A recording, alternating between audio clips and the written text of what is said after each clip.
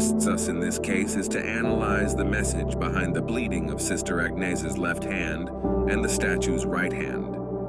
The left hand is the one with which one receives communion, while the right hand is the one with which one gives communion. During these apparitions, Agnes had a stigmata on her left hand, while the statue of the Madonna had another on her right hand, both in the shape of a cross. Therefore, Bishop Shojiro Ito interpreted the double sign of blood on the hand of the nun and on the hand of the statue as a refusal of the Madonna to be able to exercise communion in the hand. From that moment on, the entire convent began to receive communion in the mouth. Previously, in 1970, in Japan, there had been a vote of the bishops that allowed communion in the hand. The discussion focused on the message that should be given to the faithful on the real presence of Jesus Christ in the consecrated host.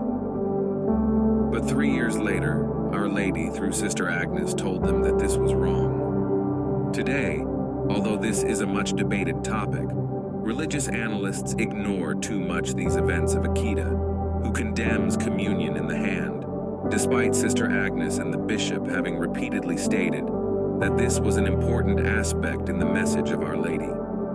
Communion in the hand had been introduced in 1969 as a special permission from Pope Paul VI for Western countries, where there were many Protestants accustomed to receiving communion in the hand, for example, coming from Calvinism. Subsequently, the request and permission spread to all countries, and the position of the Church, although preferring communion in the mouth, today leaves complete freedom of action, thus generating confusion among the ministers of the Church themselves and mistrust among the faithful. However, many priests and bishops act as if it were the opposite, and some even ban oral communion and the act of kneeling. Unfortunately, this trend has been accentuating lately.